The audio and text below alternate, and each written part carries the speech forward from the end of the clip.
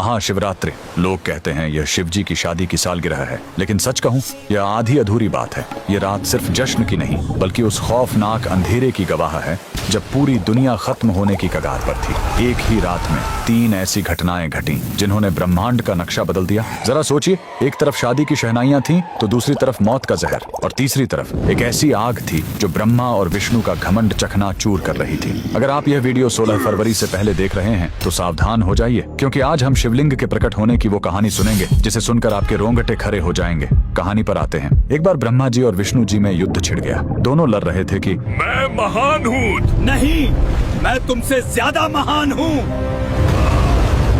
उनका यह घमंड जब दुनिया का संतुलन बिगाड़ने लगा, तब अचानक उनके बीच एक विशाल अनंत अग्नि स्तंभ प्रकट हुआ। वह आग का एक ऐसा खंभा था जिसका न कोई शुरुआत था न अंत। उस स्तंभ से एक भारी आवाज आई, जो मेरे आखिरी सिरे को खोज लेगा वही महान होगा।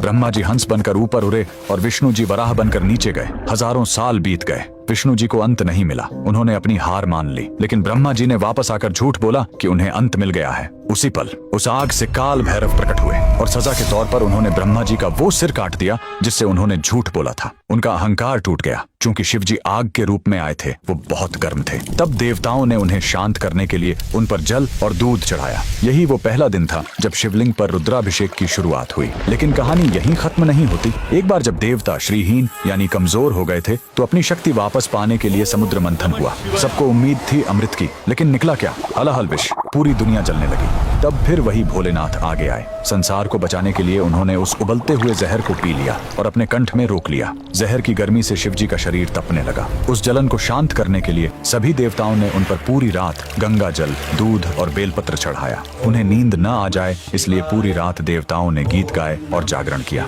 यही वजह है कि महाशिवरात्रि पर हम पूरी रात जागते हैं। लेकिन रुको, यह रात इतनी डरावनी भी नहीं है। इसी रात प्रेम की जीत भी हुई थी। जब माता सती ने अपने प्राण त्यागे थे तो शिवजी पूरी तरह टूट गए थे। वो वैरागी बन गए, दुनिया छोड़कर समाधि में चले गए। तब माता सती ने पार्वती के रूप में जन्म लिया। उन्होंने हजारों साल तक कठोर तपस्या की, सिर्फ अपने शिव को वापस पाने के लिए। आखिरकार भोलेनाथ पिघले। इसी महाशिवरात्रि की रात वो वैरागी फिर से दूल्हा बना और शिव शक्ति का मिलन हुआ। तो इस 16 फरवरी जब आप शिवलिंग पर लोटा भर जल चढ़ाएं, तो याद रखिएगा, आप उस आग को शांत कर रहे हैं और उस जहर के दर्द को कम कर रहे हैं। कमेंट में लिखें हर हर महादेव